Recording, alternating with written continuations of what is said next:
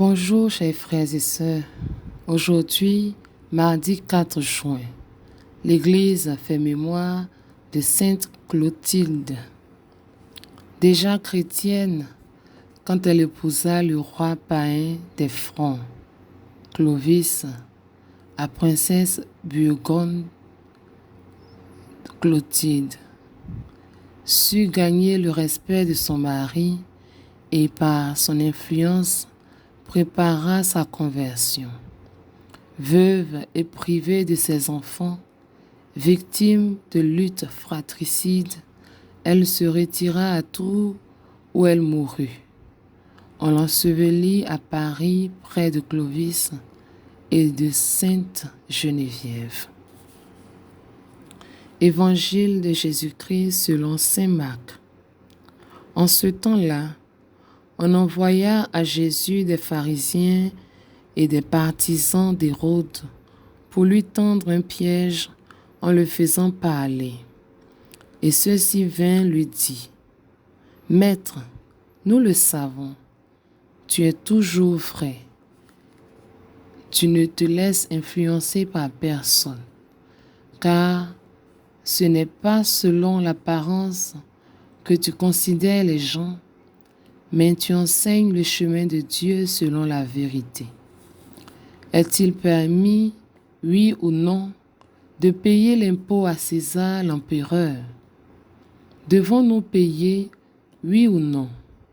Mais lui, sachant leur hypocrisie, leur dit: Pourquoi voulez-vous me mettre à l'épreuve?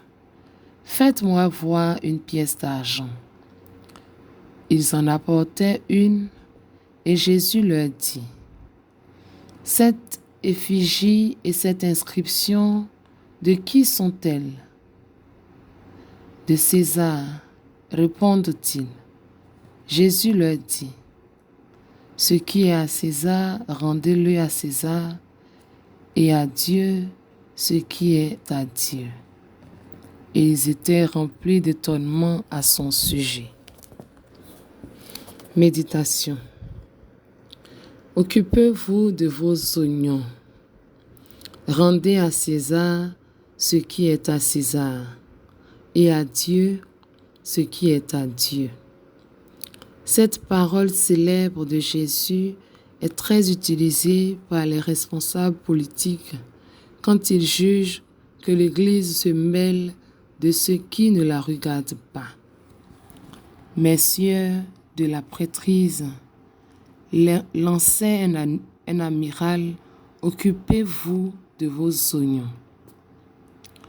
Il interprétait mal la pensée de Jésus, qui distingue en effet deux domaines, la religion et la politique.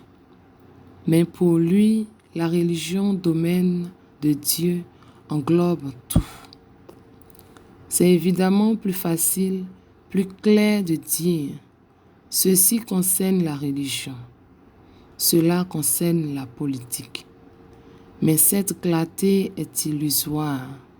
La vérité, c'est que tout est à Dieu. Alors, où est la vraie distinction entre religion et politique? Une fois bien établie la totale souveraineté de Dieu, il faut distinguer des domaines de compétence. Sous le regard de Dieu, nous avons des choses différentes à vivre: vie personnelle, vie familiale ou consacrée, engagement professionnel et engagement politique.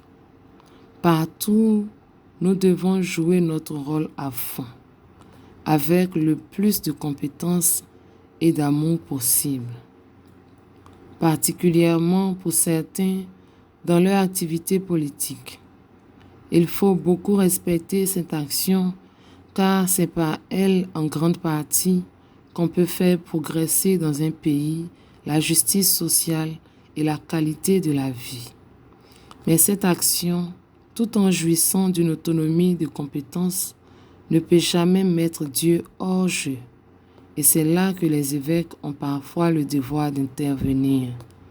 Leur manque de compétences techniques ne doit pas les empêcher de parler au nom de leurs compétences religieuses, c'est-à-dire très concrètement au nom de la liberté, de la justice ou de l'aide aux plus faibles. Dieu n'est lié à aucune politique, mais toutes les politiques ont des comptes à lui rendre.